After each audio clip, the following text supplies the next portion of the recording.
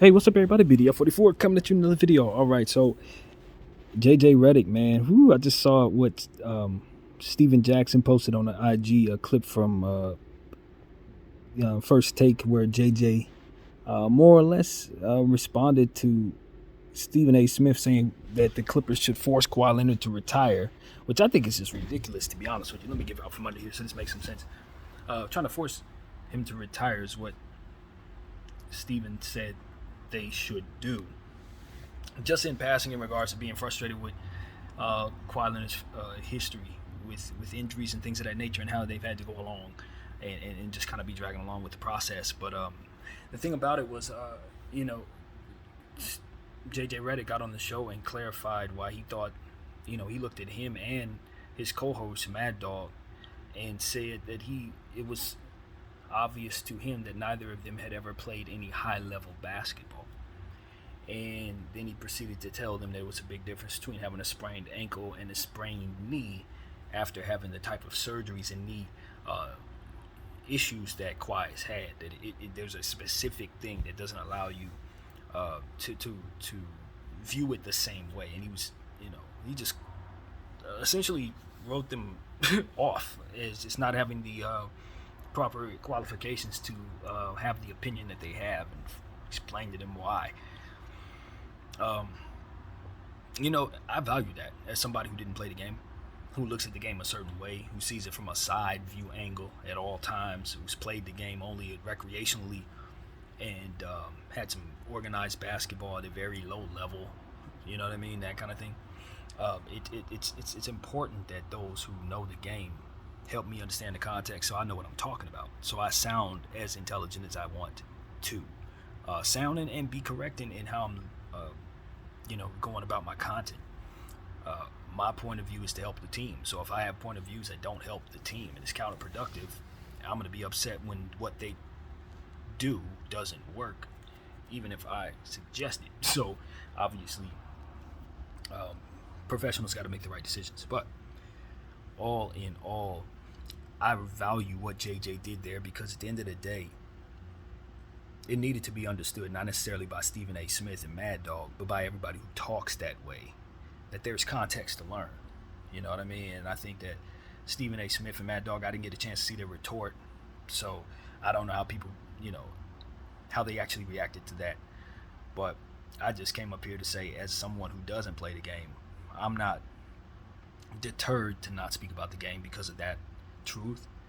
I think there's a place for people like us who didn't play the game, who experienced the game from a side view, who understand the game from a side view, who respect maybe who have also played the game in the past, who want to talk about it now. I think there's a place for us to understand the game, contribute from our angle, and help teams win, or help players along the way, or whatever agenda people may have when they talk. I think there's a place for it, so long as they leave room for what it is they do not know. And so I try to open my ideas and open my mind to what it is that may be for me. So that's what I wanted to say, man. It's not really about reacting to how Stephen A. failed. I don't know what's best in regards to Kawhi Leonard's health. I just assume that the Clippers blow up their team to fix their own timeline, not necessarily tell Kawhi what else he should do with his career. That would never be something that I would suggest an employer do. If you want to let somebody go, let them go, but don't don't assume that your influence to force them to retire is the right way to go, or that you would be able to be successful in doing so. I don't blackball them. I don't know what Stephen A. is really saying there, other than I personally didn't think he actually meant force him to retire. I think he actually meant stretch his contract, maybe void the contract itself, waive him, part ways with him. Forcing someone to retire means that you would take away any opportunity for them to play anywhere else, and I don't think that Steve Ballmer would be able to do that at all. So I don't know if I should take Stephen A. Smith literally there when he says force him into retirement. So I have more questions about that than anything else. But as far as more parting ways with him, if that's what he's saying, I agree. Yeah, they should. They definitely should consider it, see if it makes sense for what they're doing. Um, and it looks like it does. That's what I'll say. But things change quickly in the NBA, man. I'm telling you, it's getting to a point where as I say, be open-minded. I'm starting to be more open-minded about certain things. Even when I talk about basketball as of late, I listen to myself and I say certain things that I speak as a matter of fact are situational. For example, I'll give you one. This has nothing to do with what we're talking about, but let's do it anyway. I am of the mindset that you shouldn't necessarily drive too early in the last 24 seconds of the game. Let's say your favorite closer has the ball in his hands. I don't think it makes sense for him to rush into the play because in most situations you're giving the ball to the other team's closer. No matter if you connect on the possession or not, good chance he's going to have another shot at it. But in the spirit of a specific situation, I saw a play yesterday where a guy did rush earlier in the play to catch the other team off guard, given the fact that they thought they were going to pull back and wait for a certain moment. They were able to catch him off guard and get a three-point play, as to which within that specific situation with that specific defender in front of him, it made a lot of sense to rush at that defender because he could easily beat him, as opposed to allowing an entire defense to set up for the betterment of the clock and the betterment of otherwise not giving the bucket an opportunity to the other closer.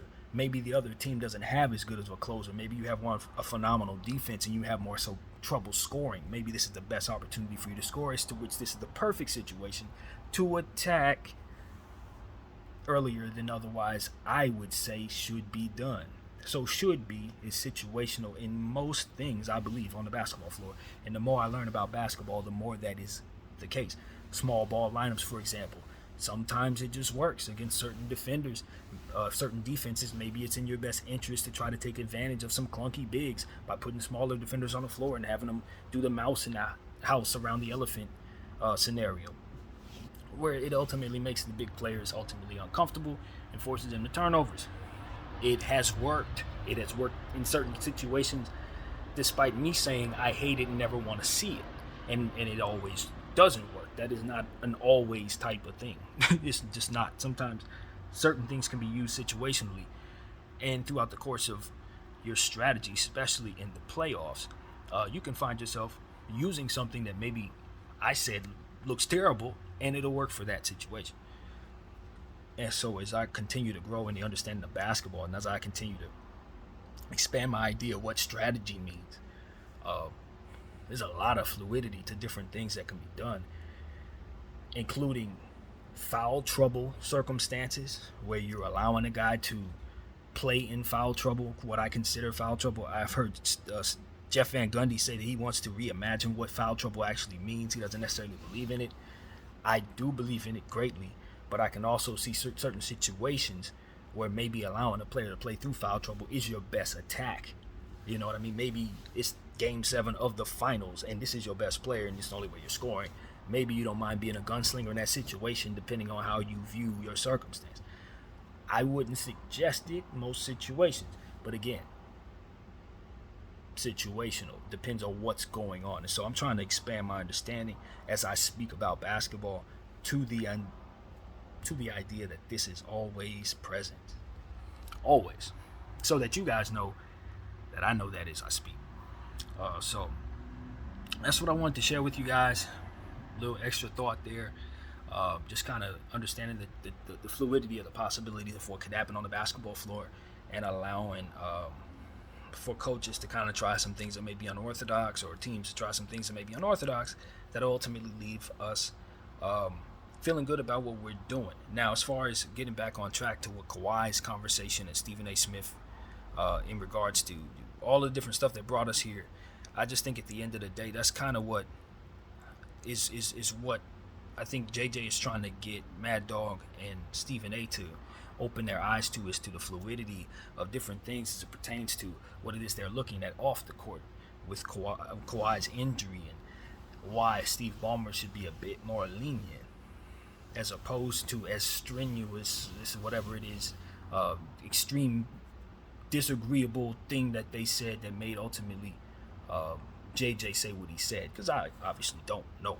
I did not watch the entire segment, but I think they, at the end of the day, they said something that made him feel like, hey, you're being a little too hard on the Clipper organization in regards to Kawhi Leonard, and let's just ease back on comparing these two injuries specifically. So, it's a lot of things to look at. When you hear the word sprain, it ain't just a sprained knee and a sprained ankle being the same thing. It's two different things, especially given the history of a person's injuries or concerns. Because that's what I learned most from JJ. It's a little, I guess it's common sense, but in a nutshell, the news about someone's injury is usually delivered to us without the attachments of the history.